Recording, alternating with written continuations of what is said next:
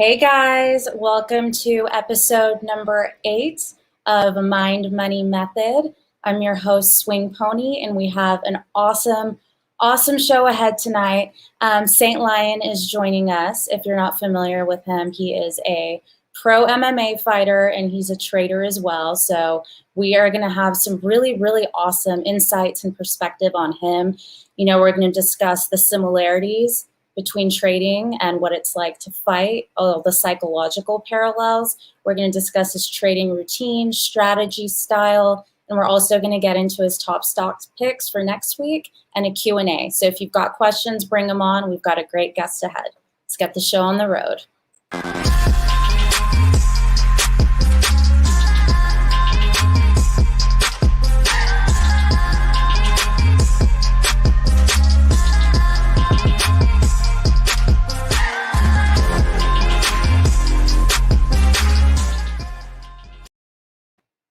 All right, guys, how's everyone doing? If you're tuned in, go ahead and leave some comments in the chat. Want to hear how last week went for everyone? It's definitely an interesting one for me, an exciting one to see where we head into on Monday, because I do want to get into the IWM and small caps, because we had kind of a crazy week last week.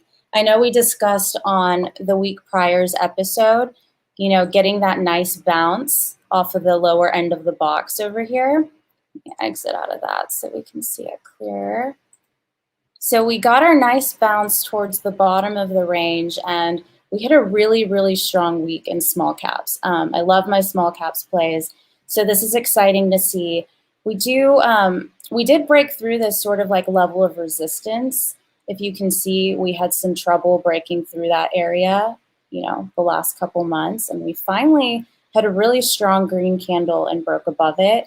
I am sort of looking at this next little baby level right here, and I think if we can go beyond that, we may see the upper range of the box and, possibly even break back to the upside here and maybe even break out of it, because, small caps have just been so difficult to swing this past year. And if you look at the chart, it just makes sense. I mean, we are up and down and just totally trading sideways, unlike SPY, which is just hitting new all-time highs every week, it feels like. I know we also had a crazy week with support.com. Pull that chart up. We had a short squeeze situation over here. I mean, this chart is just absolutely insane. I don't know if anybody played this. If you're in the chat and you did, let me know.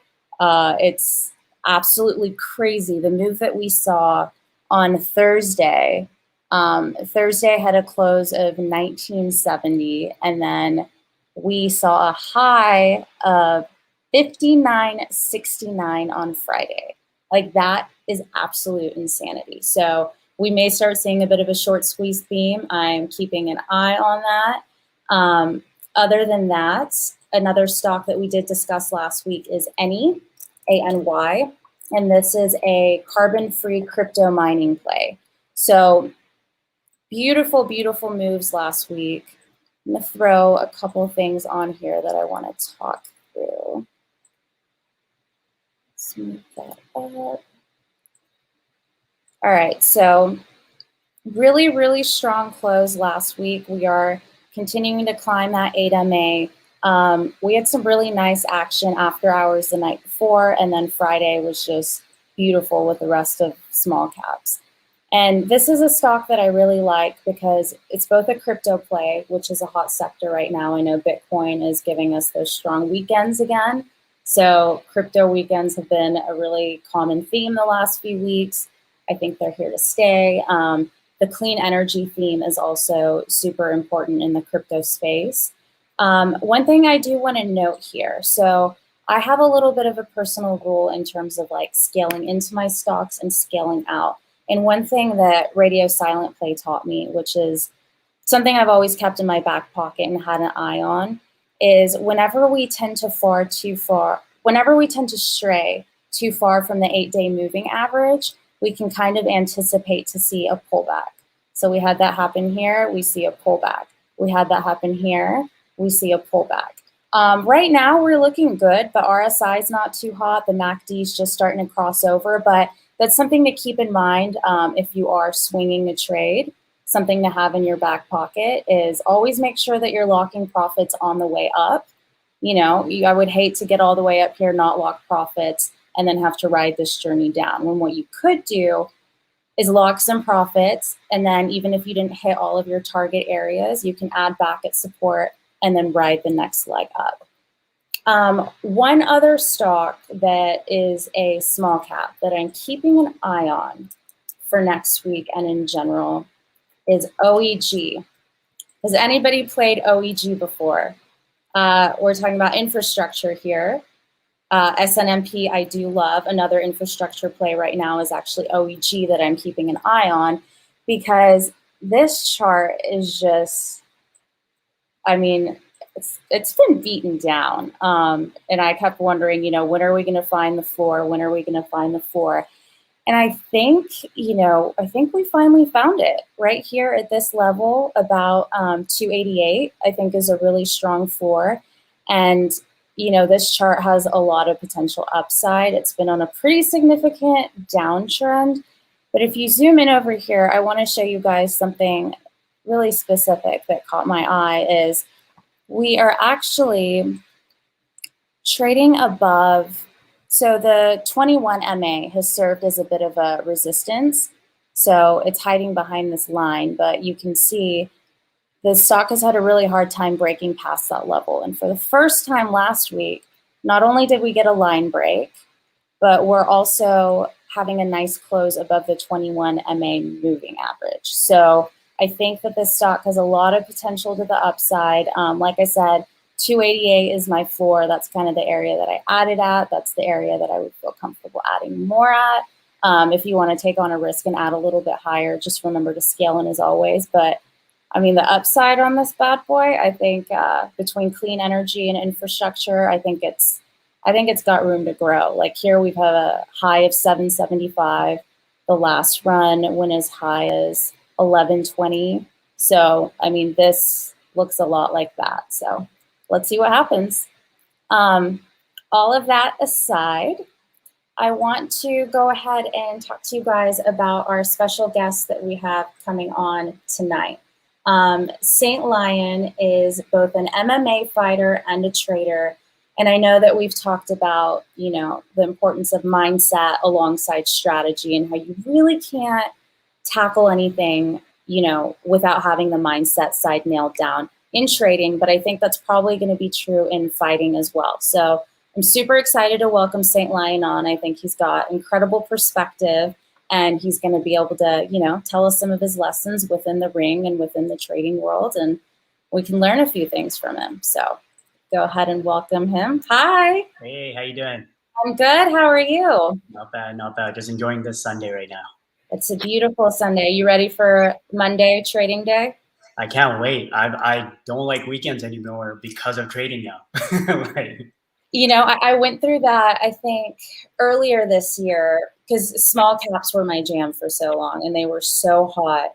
And I remember tweeting something like, you guys remember when, you know, the market was so strong, everyone hated weekends. And it was so true. It was like Friday, Saturday, Sunday were the worst thing in the world. Everyone just wanted to trade. Yeah, the way that Friday closed, I was like, come on, bring on Monday. Because I don't do the crypto trading on the weekend. I know a lot of people drift over into that because it's a 24/7 market. If I know if I got addicted to that or Forex or something, I probably would lose my wife along the way. You're probably leaving because I'm already spending so much time studying charts and looking into next week's plays and stuff. So I got to give it a break somewhere. So I tried not to drift into that world. But I can't wait till Mondays always. So it's always like Christmas to me. I agree with you. I think the crypto fix just keeps it nonstop. But it is nice because I've noticed with crypto, sometimes when that's been really hot and green, the rest of the market's been red. So it is nice to, you know, be involved in the different markets. Yeah.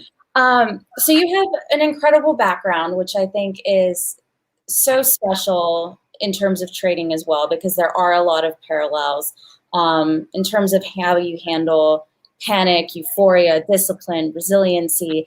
But before we get to all of that, I do want to know more about your trading background and your fighting background. So what came first? What led to the other? What has that been like? What's your story? Well, my fighting background, I only started mixed martial arts when I was 22, which was 2007. I actually had moved up to Vancouver to become an accountant, but within like a year or two, I was kind of like, I couldn't imagine myself doing it. And I'd always kind of been that picked on kid. So I always kind of went with whatever people told me. So everyone's like, dude, you're not going to really amount to anything. Just like, accounting seemed like it was the best way to go. I moved to Vancouver and I was like, I want to change my life. And somehow mixed martial arts found me. And I took it one day at a time, every single day. And it was the hardest thing I did. And it's still the hardest thing I do every single day when I wake up. It's one of the greatest journeys. It's shaped me into who I am, from like the follower to the leader. And kind of mixed martial arts is something where it makes you think outside the box of everything. So you got to think outside the box in mixed martial arts because there's so many aspects to it, which also makes you think outside the box in anything you pursue in life, whether it be trading, whether it be any business venture. Radio always says, he's like, block the noise. Mixed martial arts is the best for that because most fighters were told they wouldn't amount to where they are, where they've achieved, had they listened to all the noise that was coming at them. I've been on that end. People laughed at me when I first started mixed martial arts at such a late age with no martial art background whatsoever. But I just blocked it out and chose to listen to the voice that I was. That's the same way I drifted into the market in March of 2020 when everything locked down. I've only been in it since March of 2020 when the whole pandemic was coming down. And it's been what, a year and a half or so? Yeah, I mean, that's around, I started later that year, I think. But I think a ton of people started around that time. So it's a really sort of iconic time period. Yeah, so at that time, I remember there was like literally a 2-week period to even get your account activated because you had never seen such a rise in people trying to open up accounts. So there was waiting lists, whether you were Webull. We don't have Webull in Canada, but there was like Simple. Then I was trying to figure out what even apply. I didn't know anything about trading. And I literally was sitting at Las Vegas airport and all of Vegas has started shutting down. The Prime Minister of Canada has said that they're shutting the borders down within 24 hours. And I was literally catching the last flight out of Vegas back into Vancouver. I'm like, what the hell do I do now? Like, fighting's done, it seems like. I don't know how long this is going to go on for. Everything's shut down in the States. I got back here. I thought the pandemic was going to last, 2 weeks or so. So I left all my clothes back in Vegas thinking I'll be back in a couple of weeks, not knowing I was going to go back for almost 8-9 months. And I'm sitting in my kitchen. I'm like, what do I do now? Like, I can't train. Gyms are closed. No training partners. Mixed martial arts, you need another body to train with most of the time to practice your skills and stuff. We don't really lift weights. We don't really – running on a treadmill isn't going to get your cardio to what a real fight is. So I'm like, what do I do now? And then somebody had tweeted, a friend of mine had tweeted something about Delta Airline stock going down. I'm like, wait a second, the stock market. So I messaged him. I was like, yo, so what do you know about stocks? And he started a group with like 5 of us. It was DJs from LA, chefs and DJs. It was the most random group of people that I'd never met. I think that's the beauty of trading, though, is what you mentioned is like all the different backgrounds, different parts of town, different countries, and just very versatile backgrounds and the way it brings community together. Yeah, so we literally were just trying to learn whatever we could. So we were trading the most basic, well, I'm not gonna say the most basic stocks, but the ones that you know well, your Nikes, your Boeings, your Delta Airlines and stuff like that.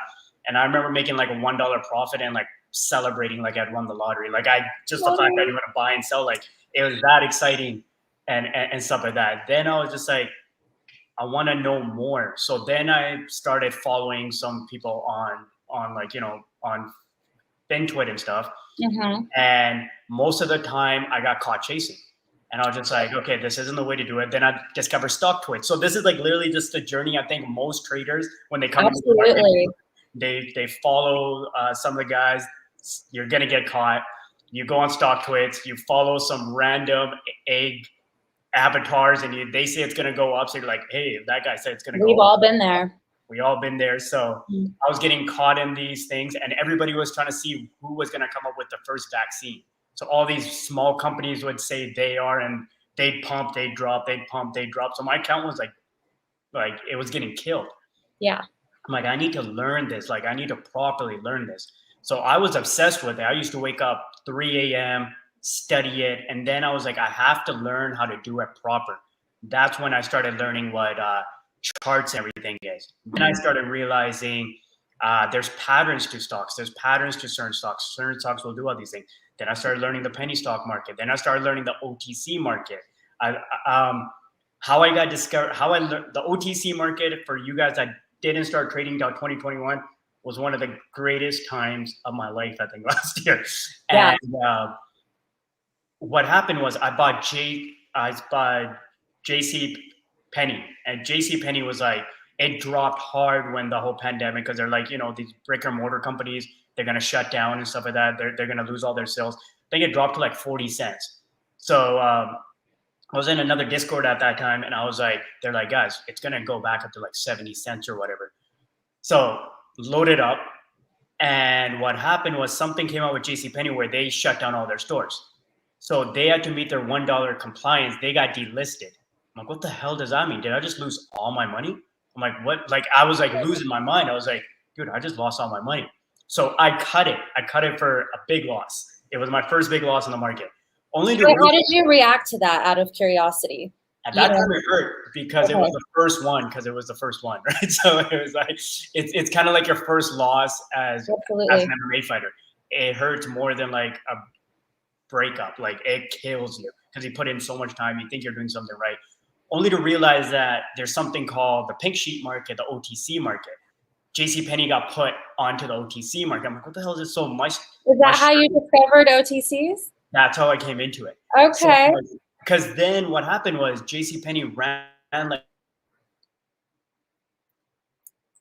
Oh, look like we got you a little bit frozen. Let's see if we can. Okay, there we go. I think we've got you back. All right, guys, bear with us just a moment. All right, St Lyon, do I have you back? Yeah. Can you hear me? Yes, I can hear you. All right. So yeah, so it got delisted, but it got put on the OTC market.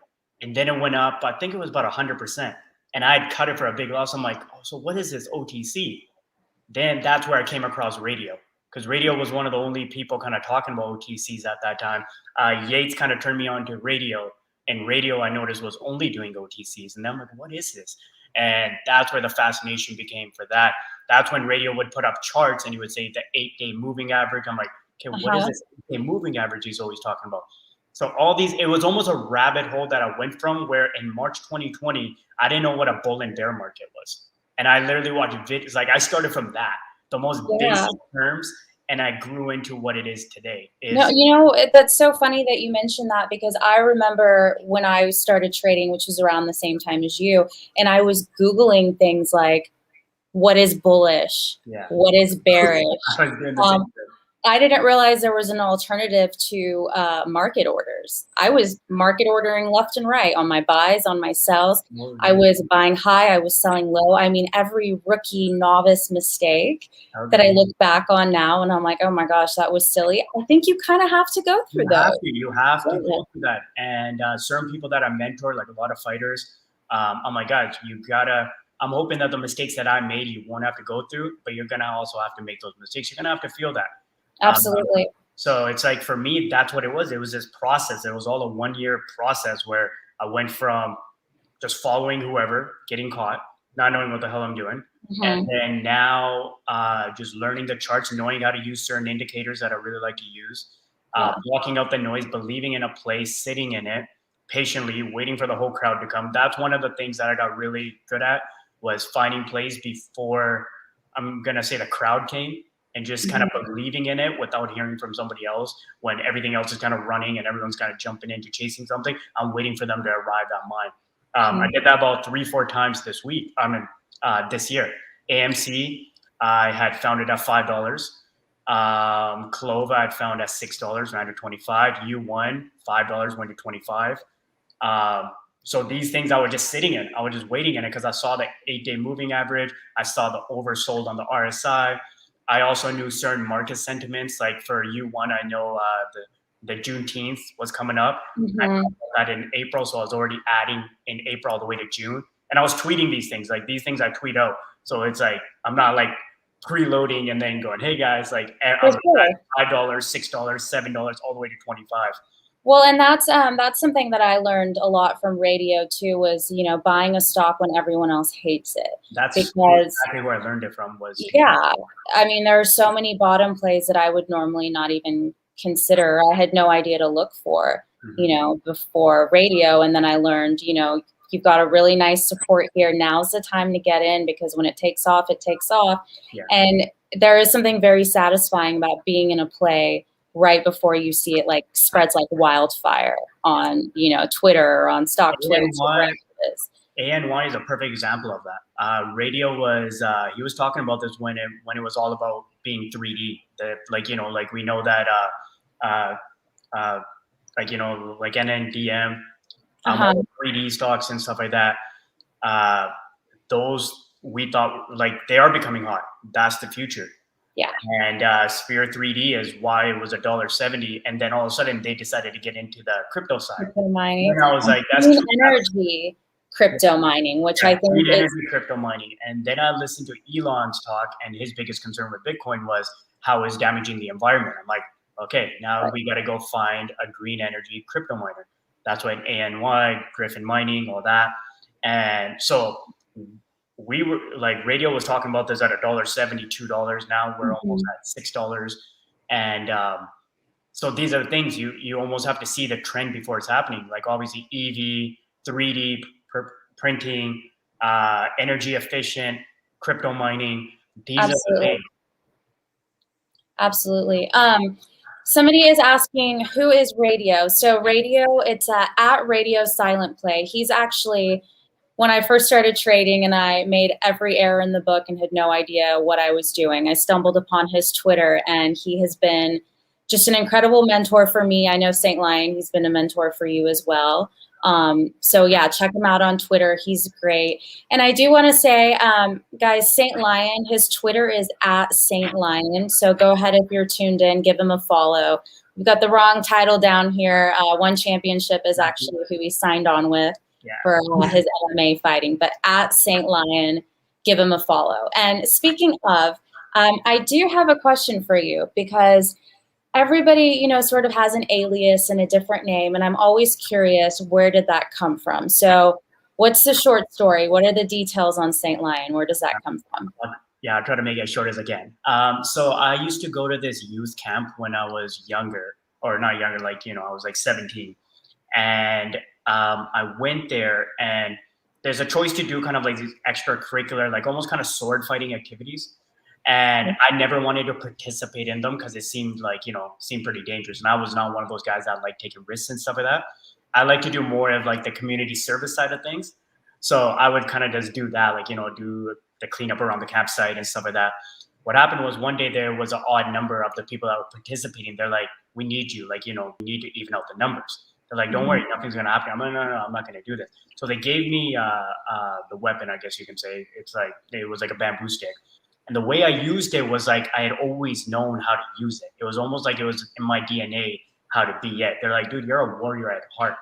So when I discovered MMA, they were trying to come up with a name for me. They're like, you have to keep a balance in your life. When you step in the cage, you become a lion. But outside the cage, always remain like saint-like qualities. Help people, be good to the community, inspire people, give knowledge where you can, rise people up, inspire them. So it's always the balance. That's what the name St. Lyon is. It's like kind of like my yin and yang. It's my balance. So whenever you see me step in the cage, or if you see me step in the market, I'm a lion when I'm in the market. I'm ruthless at what I do. But once I step out, it's a completely different it's a separate person that you kind of almost see. I love that, because it's a strong name just on its own, but knowing the background story, I think, makes it so much stronger. And I do want to talk about, you know, being an MMA fighter. I've watched a few fights, and just the intensity leading up to it, even the night before, where you're like face to face with whoever you're challenging, and the energy there, and the whole avoid the noise, I think, applies there too. Yeah. But I'm sure you have experienced the full spectrum of emotions, the pressure, the panic, the fear, the excitement. I want to know how everything that you've experienced as a fighter parallels to what it's like to be a trader from a psychological aspect. For psychological aspects. So when I tell people I wasn't doing accounting before, they think that's a part of my success for what I've done in the market. I say to them, 0% with a shadow of a doubt has to do with what I ever learned in accounting. Every lesson I've learned to become a successful trader is everything I've learned in mixed martial arts. How to not panic under pressure when things are going wrong. When somebody's on top of you and they're not like, they're pounding your head in, how not to panic and still get the submission. That's the same way in the market. When the market is panicking, your stock's not doing exactly what it is. You have to keep your head straight, not be emotional. Every lesson that's made me successful in trading, I've learned on the mat. It's so for me, like in my last training camp, usually when I'm training for a fight, 24/7, my mindset is what I'm going to do in the fight every single day. So training 3 times a day. When I'm outside of training, I'm thinking about my opponent. So your mind's just constant. It's almost 8 weeks training camp leading up to this one moment. What trading allowed me to do was turn it off for a bit, but still stay so mentally sharp because I was day trading before training sessions. So I was always seeing the charts. I was staying, and I noticed, and all my teammates noticed how much sharper I was in training when we were sparring. I would see more, I would slip more because my eyes were so good at catching things when I'm reading all the scanners and catching all the momentum and stuff like that. But for myself, one of the a lot of lessons that I learned was not to get too emotional even on the highs and not to get emotional too much on the lows. And that's even for fighting. When I get my hand raised, I'd say I celebrate probably for a day or two.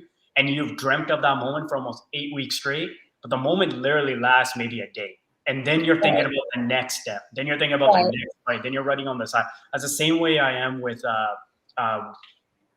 trading. I close a trade, whatever it is, on to the next one. It's a game to me. It always has been a game.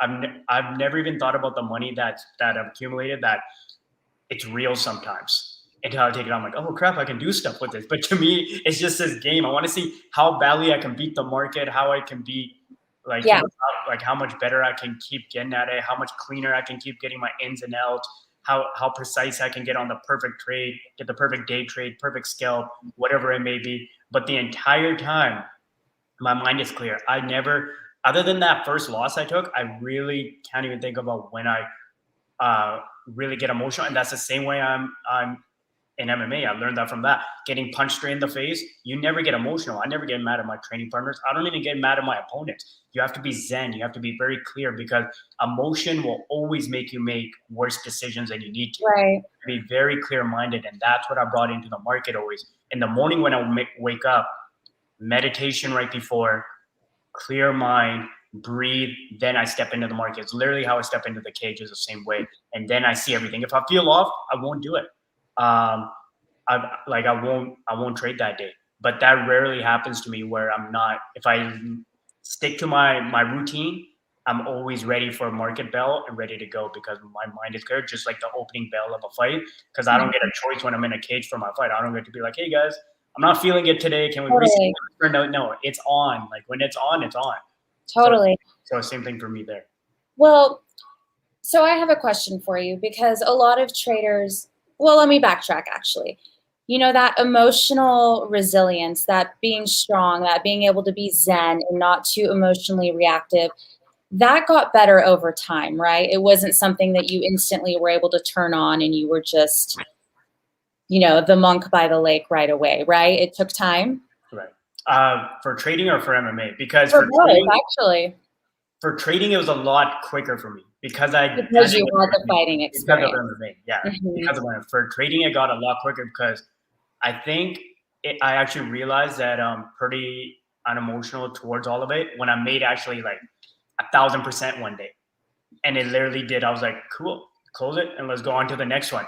Not so much the loss because the loss is going to hurt, but I don't get emotional on that either. But knowing that could have been on such a high and I didn't, and I was just like, boom, okay, on to the next, on to the next, on to the next. So it's almost like a compartmentalizing skill that I've developed, especially because now I have to balance MMA and trading together. I got to be able to turn one off and the other one's emotional can't lead into the other one. And I'm able to cut out emotion in both of them. Even during my fight week. So when we were in Singapore for my last fight, we had to do a 7-day quarantine in a hotel. We weren't allowed to leave the hotel. We weren't even allowed to go into the hallway of the hotel. So most fighters are sitting in their room just watching Netflix, trying to kill time, cutting weight. So I'm cutting weight at the same time, but I took my monitors and everything, and I was trading every single day. I made my fight purse before I even walked out. And like, it was just like, I was just so clear-minded. I was so sharp. Even on the day when I won the fight, because Singapore is on the opposite time zone, it's 8 p.m. the market opens there.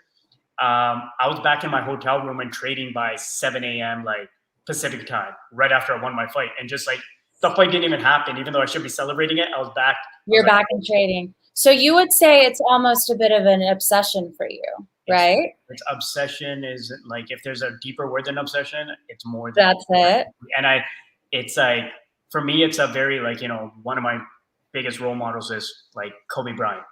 And for me, anything I go into, anything I do, I got to be the best at it. I got to learn from the best, which is why I go to Vegas and go train. I train with the best fighters, which is why I want to learn from the best traders. I want to do it as good as you, if not better than you. That's always my thing. It's like when Kobe wanted to always beat Michael Jordan. He didn't want to just level up to him. He wanted to beat him.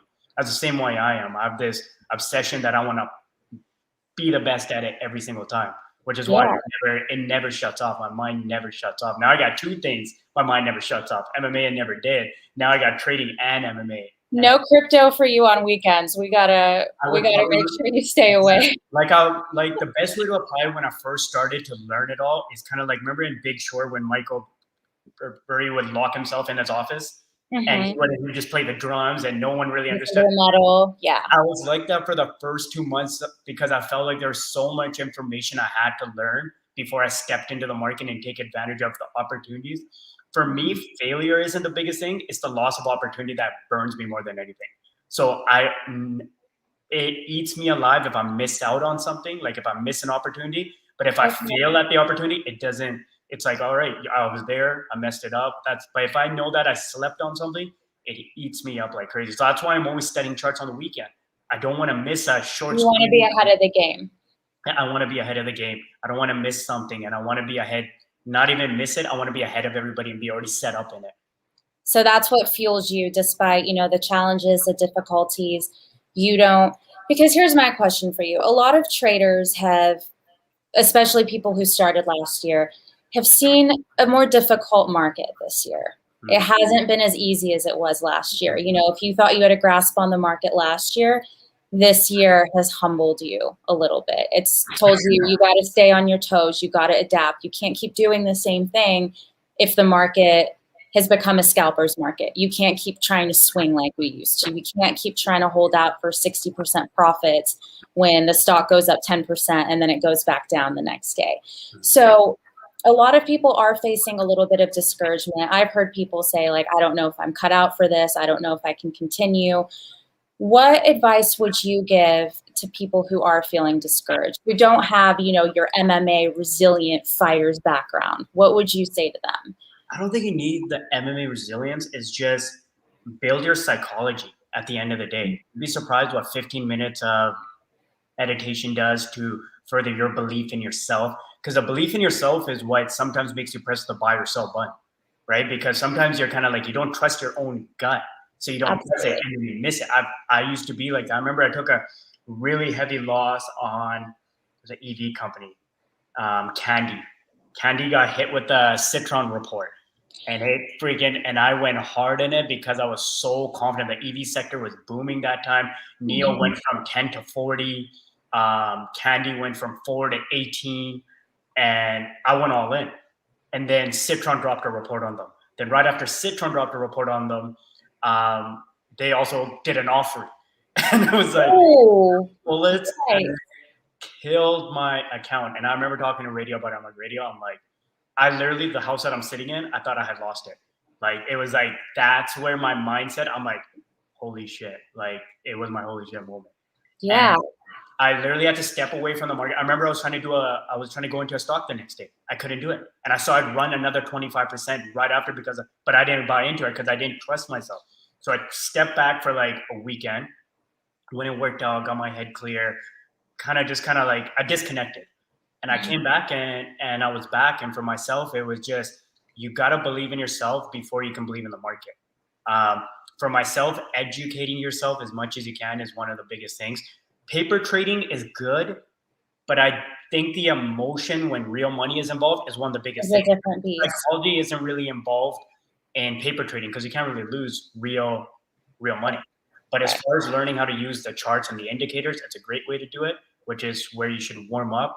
Then you should start with enough that you're willing to lose. So the first amount that I ever put into the market, I lost. And I was in that same position. I remember I started in March, and in May, I was like, I don't think I'm cut out for this. I had that same conversation with myself. Everything was in red. Every day I'd wake up 4 a.m. just to see if my account would recover. Never. It was 4 months of just red. It was all those plays that I chased off stock quits. And then that's when I had to learn how to cut. I had to learn how to cut the bags. And that was a hard thing because I'm very stubborn in losing, let alone if it's a market. I'm like, they're going to recover. I had to make that difficult decision. Cutting it, starting over. And things turned around pretty good. So for myself, like, just dive deep into the information. I'm like, people always ask me, like, they're like, what book did you read? I didn't read a single damn book. YouTube taught me everything, and anything I didn't know, I asked questions of people like radio and stuff. But YouTube, like, we have everything at our fingertips. It's incredible what's available. You know what I would actually say the challenge to that is, it's not lack of access to information, it's the information overload sometimes. Because I know that's something that I've struggled with as a newer trader. The most enticing thing about trading to me is that there's so many different ways to tackle the market. A million different strategies, a million different approaches. There's the OTC market, there's crypto, there's going after breakout plays, there's options, there's going after low floats. However you want to do it, there's so many different ways and indicators and just ways to go about it that it's amazing because you can really make it your own. But at the same time, you're standing there as a novice thinking, okay, but where do I begin? I want to pick up a little bit of that. I want to pick up a little bit of that. I want to pick up a little bit of that. And then quickly you become overwhelmed. So, that's what I loved about like the rule of 3 and like that simple swing strategy is I always think, start very simple and then start becoming familiar with when you watch a YouTube video on how to do something, don't try to watch 10 in one day. Of different strategies. They're boring. It's monotonous, boring ass information, but it's the same way fighting was for me. Like me learning how to throw a jab, I had to do that for 6 months, and I was literally up against a wall trying to straighten out my punch. I'm like, this is boring. I want to see what George St. Pierre does, the Superman punch. I want to see the spinning back kick. No, but that's not the thing. Like, you got to learn the most basic, monotonous stuff, and you got to sit through 30, 45-minute videos, and you got to watch numerous ones of them. What I always say to people for that is because, like, I have a few fighter friends that are help out and like family friends. When I have fighters that are in camp, they can't day trade. So I always teach them, listen, you can't look at the 1 minute chart. You got to look at the daily chart. You got to look at a certain chart that you're setting up a swing trade. You can't do a day trade. So you got to look for certain stuff of that. So you got to know what your schedule is, especially before you jump into certain trades. So for me, if I know I'm going into camp and now I'm going to be training during all trading hours, now I'm going to be setting up more swings. I'm not going to be looking for day trades where I might come back and my account's down 50%. So so it depends on that too. So you got to learn, you got to educate yourself depending on how much time you're going to have for the market, because there's strategies for both of them. If you're working 9 to 5 and you can't sit there and watch it, then you got to figure out a swing trade. You got to look at 8-day moving averages on on a stock that's sold off. Now it's coming back, and you can go about your day. You can go work your shift, and you can look at it. But if you're trying to find the short squeeze of the day, and you're trying to chase SPRT when it's $45 already, and you can't watch the chart today, That's not what you want to do. You don't want to get in on that, something like that. Absolutely. No, I think you bring up a really good point, because that's another aspect of, having that information overload is trying to do every style of trade, even if it may not fit your schedule. And you have to really be honest with yourself and be like, is it foolish of me to try to take that on when it requires, looking at a 5-minute chart versus something that's maybe a safer swing that I can hold overnight, I can hold for a week, I can put my orders in ahead of time and go about my schedule. I think that's a great point. I do want to talk about your specific trading style and routine. And I do see some questions coming into the chat, guys. So if you're tuned in, go ahead and hit the like button for St Lyon and start putting those questions in the chat, because we are going to tackle them here in just a little bit. But in the meantime, so let's talk a little bit about your go-to trading strategy and style. Would you say you're more of a swing trader? Would you say you're more of a scalper? Does it depend on the day? It does depend on the day for me. Obviously, this market's been tough this year. Yeah. It's been a different beast. It's been a different beast. And anybody that's watching, you're not the only one that feels that way. This year's really this year for me has been like I'm doing 150% of the work I was doing last year, and I'm getting 20% of the gains that I will this year. So you're having to do so much more work. You're actually having to look really deep into the companies. You're really having to see short interest scores, all these kind of things. That's such a good way to put it. Yeah, so it's like you have to put in more work, but I'm learning a lot more this year because I'm having to learn all these new things from, even having to learn how to read a balance sheet if I really want to go that, but I rarely go into that. The former accountant in you is starting to exactly. Come back. And that's why I don't like doing it, because I don't want to go that deep. so for me, I try to stick to the indicators. It's really important to learn a couple moving average indicators and really kind of stick into that. So on that note, what are your go-to indicators that you like to use? For me, if I'm day trading, the RSI, the volume weighted average price is always if it's above that and all that. RSI is one that's been working well for me. And I started messing around with actually the MACD one just last week. And it's been working well for me. And I really liked it. And like I've been saying, I learned how to use it off of YouTube. I know that radio was always if you tweet out a play, you'd be like, it's turning negative to positive. And I didn't really know what it meant. And I don't know, for some reason, I never looked into it. Then one day I looked into it. And so I started messing around with it just last week. And that's when I got into SPRT at 1264, because the MACD had hit the bottom, the RSI had cooled off. Let me pull up that chart because it's insane. It's insane. And I literally tweeted, I'm like, hey guys, I'm going to go to the gym, but I like SPRT at 1264. That was on Wednesday.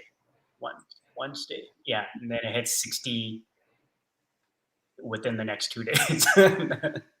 Yeah, that RSI right now, let's pull this up. Yeah, the RSI is ridiculous. Well, it was ridiculous. It hit 95. I've never seen a 95 when it hits 60. Yeah, so this is our RSI right here. Essentially, anybody who's not familiar, that kind of shows you past this level when your stock is sort of... You don't want to be buying there. It's high risk if you're buying there. It's like your engine is in overdrive and you are just exhausted. Like you do not want to keep pushing the car out here. You're about to burn out possibly. Now, with that said, a stock can be oversold and it can continue to be oversold for a while it could also be overbought. So oversold would be down here. Overbought is up here. And, as a general rule of thumb, if a stock is really oversold, not the best time to buy. If a stock is really if it's oversold, it is a good time to buy. My bad, I'm flipping that. But if it's really overbought, like if support.com got a short squeeze and it went up to, what did it go up to? 59.69. This is not where you want to be jumping in. So this is a really great basic indicator to kind of refer to and just see when a stock has gotten too hot, and it might be a good time to, look for that cool down before you jump back in. But that's the crazy thing. Like I saw it at an RSI of 75 and I didn't jump in because obviously you wouldn't, right? And that was 25, and then it squeezed to 39 when and I'm like the fundamental trader wouldn't jump in, such as myself. But then Sure. I missed out on so much. So it's a weird. It's like you're entering a gambling zone there. And Absolutely. so And I think what's key to keep in mind with indicators is that they're just a guide, they're just right? yeah. You know, like I mentioned earlier with the 8-day moving average sort of acting as a magnet. Like that's another thing that I learned that I love taking into my trades is when we extend way too far from the 8-day moving average, we're likely to see a pretty big pullback depending on how far it was extended. So again, when you've strayed too far, that's not a great time to jump into a play. It's best to find that support to kind of hit back onto that magnet and then jump in just to have a less risk going into a stock. Yeah, like ANY was a perfect one for that. It went to 564. You could have locked there, and then it kind of came back down to 5 for like literally a minute, and it jumped. I think $5 was like 8 MMA at that time, and it literally bounced right off that, and now it closed at about 530 or something like that. But like I literally watched it happen within like 5 minutes. I was staring at it, and it was near the end of the day, I believe it was. Yeah, so any had really good opportunities to let me Oh, there was so many good opportunities to add any between 345 and 420. It was doing that day in and day out. I don't know who was bringing it up to 430, and then it would just come right back down to $4. So you could have scalped it for a week, but as soon as I knew it was going to break 445, that was kind of the breakout I was looking for. And after that, it broke out, which was the other day, and now I knew it wasn't a scalp anymore. And so this is one of your stocks going into next week. It's one of my that you're keeping an eye on.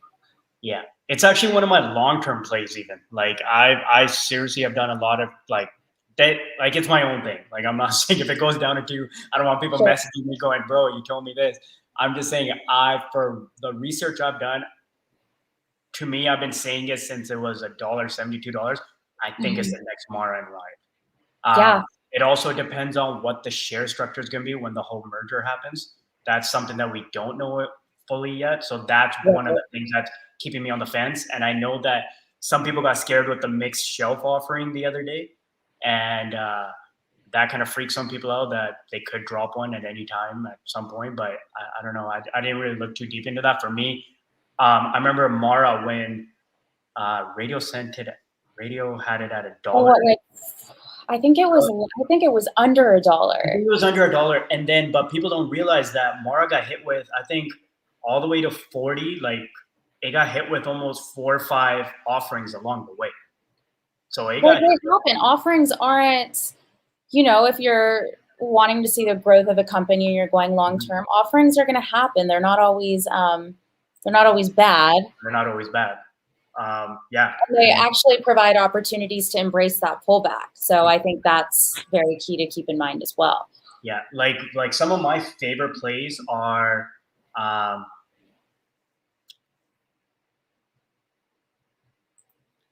look like we lost you there for a second, but I bet we'll get you back here real quick. Okay, so I do want to talk about, you said any was your first stock going into next week. Let's see if we get St Lyon back here. There he is. Okay, so what are your other 2 stocks that you have on watch for next week before we jump into Q&A? ANY. What was the other one I was mentioning?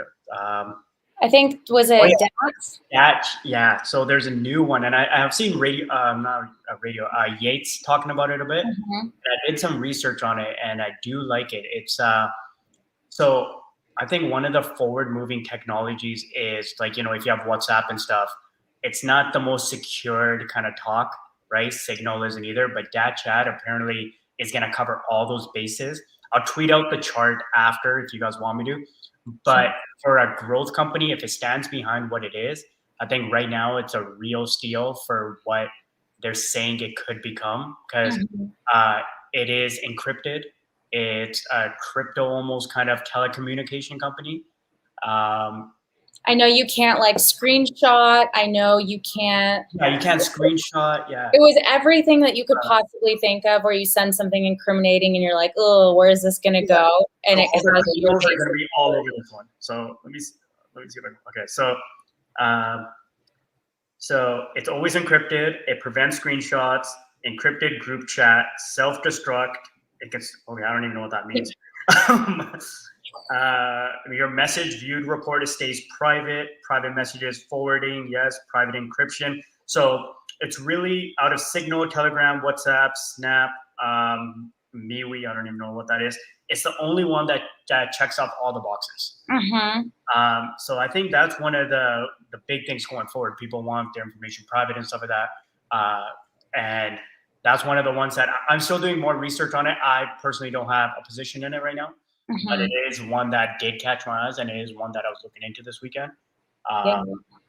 And I mean, the chart, it's funny to even pull up the chart because it has so little to it. Yeah, because they just IPO'd like literally when, like really.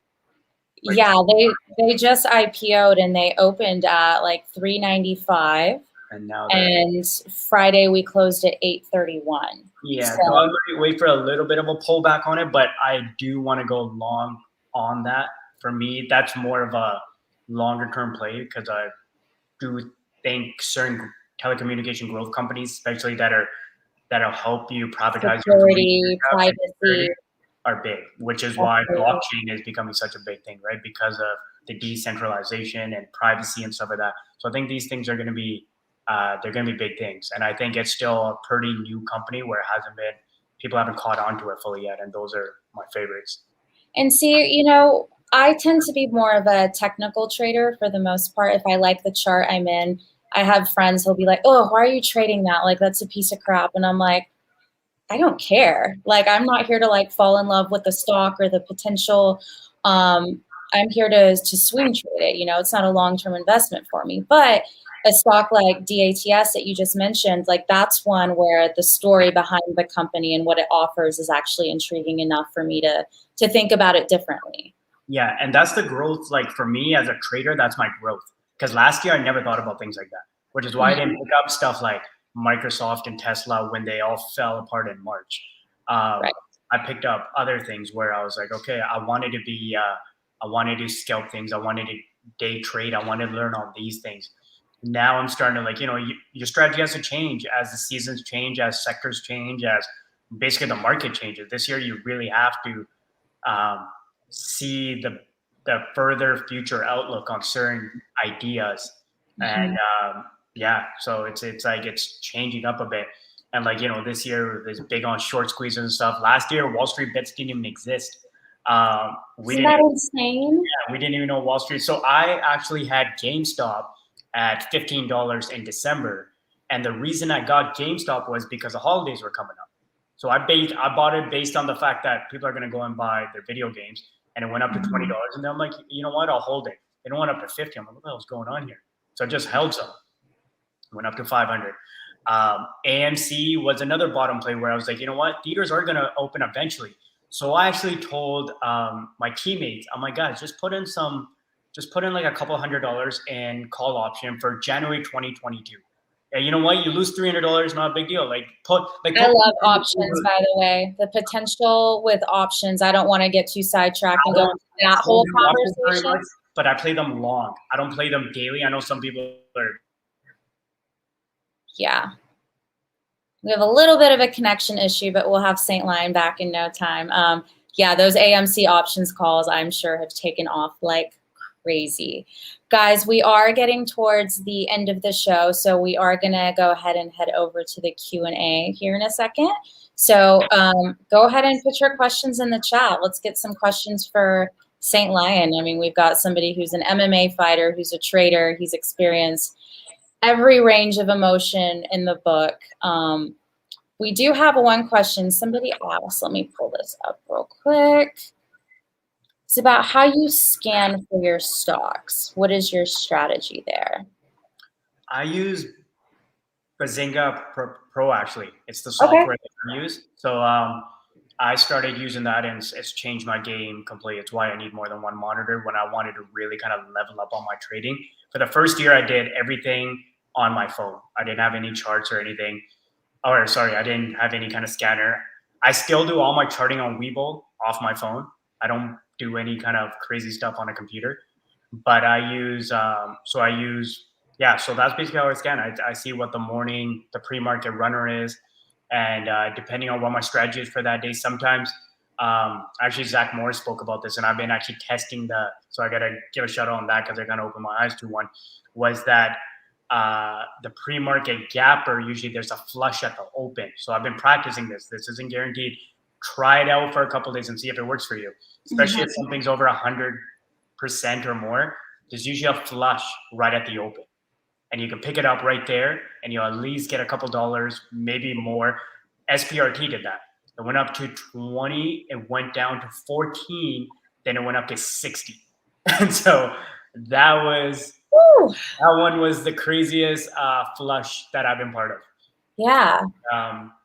So that's one of the ways. So Benzinga Pro is obviously you got to invest in it. It does cost something, but for me, sometimes it pays off. And I think that's you got to play around with the software. It can get very complicated, but just play around with it. I'm doing something that works for you. Yeah, it's something that I'm still getting used to. I love the news feed. The news feed is amazing. And then the pre-market, main market, aftermarket scanner. Then you can even pull up short interest, because right now we're in the short interest squeeze market. That trend is going to continue into next week, I have a feeling. Yeah, so there's a couple that I wanted to get set up on there. And so it's kind of how I scan it all, is off of Benzinga Pro. So Benzinga Pro, and then also a new strategy he's trying out, which is looking for that morning flush before jumping into a stock. Okay, we have time for one more question real quick. What is your exit strategy on your stocks? My exit strategy is different for every single one. Okay. Obviously, last year we were getting OTCs that were giving us 200%ers. This year is like, you have to. For me, radio talks about this, personal profit margins, right? You have your own level of risk that you can handle. You have your own kind of ball in your court. And I get this question on Twitter all the time. Like, they'll be like, when are you going to exit? Are you going to tell us? I never announce any of that stuff ever on Twitter, because it's different for everybody. Some people have more guts to stick around for the volatility of whatever they're in. And everyone's entry is different, right? So that's always been a question for me that's like, well, it doesn't matter because my entry was completely different than yours. So my exit is also exactly. So it's kind of a hard question to answer on that one, because it all depends on who you are. For me, I live in a very risky world, like MMA, like I get punched in the face very often. So I block the noise. I'm very unemotionalist. So I'm able to handle a lot more risk without losing my mind and looking at the computer all day and watching. I can go about my day. And if things fall apart, they fall apart. And if they sticks around, like I can carry on. Some people can't. That also has to do with the size of your position. If you're going all in, then obviously you're going to be very stressed during the time. But if you're going in a certain position, like a 10%, you're able to handle yourself a bit more. So that's a big thing too. All depends on what kind of size and what you can handle. Some people like 10%. Some people are looking for 150%. That's why I personally got out of SPRT at $20 when I had it at 12, and some people are still diamond handing that thing like it's going to go to 100. Maybe somebody told me on Friday that they had an average on SPRT at $11, and on Friday it went up to almost 60. And I think that they still have like 70% of their position. That's what I'm saying. And I was like, "Oh, I mean, that was great." And there's, in this crazy market, there's a chance that might work out for you, but that's, it's kind of crazy. But it goes to the fact that everybody, has their own ways of both entering a trade and exiting a trade. And it's interesting to see how people do it all differently. Exactly. But anyways, it was lovely having you on. We do need to wrap up the show. As always, I appreciate your insights. I do think the background as a fighter and the way it carries into trading is just, it's fascinating and something that we can all learn from, and we have tonight. So thank you. Thank you. And guys, go ahead and follow St Lyon. His handle is right there for you at St Lyon. He's got some great picks. He likes to go in ahead of the game, so you might just jump on to the next short squeeze. Give him a follow. All right. Thank you, St Lyon. Awesome. Thank you. All right, everyone. Another great show, Mind Money Method. Stay tuned. You know, every week I like to bring in a different trader and really just learn more about their unique insights and strategies. Some shows are going to be more technical than others. Some are going to be more mindset driven. But I absolutely want to hear from you guys and know what you're more interested in and what you're looking for. So go ahead and hit the like button, leave me some comments on YouTube, and we'll see you next week. All right? Take care, everyone.